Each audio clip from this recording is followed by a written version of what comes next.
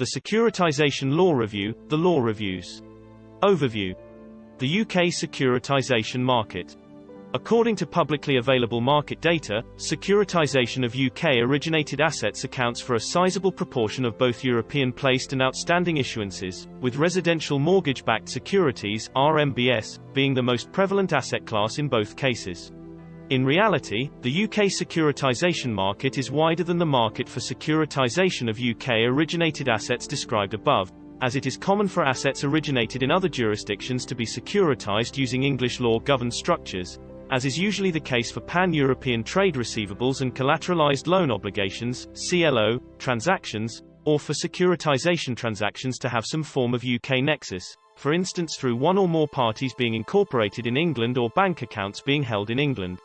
Additionally, the UK market has, particularly over the past few years, experienced high levels of retained and privately placed securitisation transactions that may not be fully captured in publicly available data. Regulation. General Regulatory Framework. Although the UK Securitisation Regulation adapted the EU Securitisation Regulation for domestic application in the United Kingdom, the changes introduced have been identified as potentially creating a slightly different regime, including the widening of the definition of sponsor to include both entities located in the EU and outside the EU, the expansion of the jurisdictional scope of the due diligence requirements imposed on institutional investors, and the introduction of a parallel simple, transparent and standardized STS regime for UK securitizations.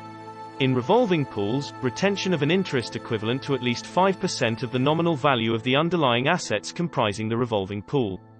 Taxation. It is therefore important to ensure that appropriate withholding tax exemptions apply to all payments within the securitization structure to avoid tax leakage. Other regulatory regimes. Other regulatory concerns. Security and guarantees. Priority of payments and waterfalls. Isolation of assets and bankruptcy remoteness. Seller insolvency risks. SPV insolvency risks. In typical true sale transaction structures, the beneficial title to underlying assets is assigned to a newly incorporated SPV structured as an orphan company. Covenants restricting the future activities of the SPV to those contemplated in the transaction documents, including restrictions on ownership of assets or of having employees.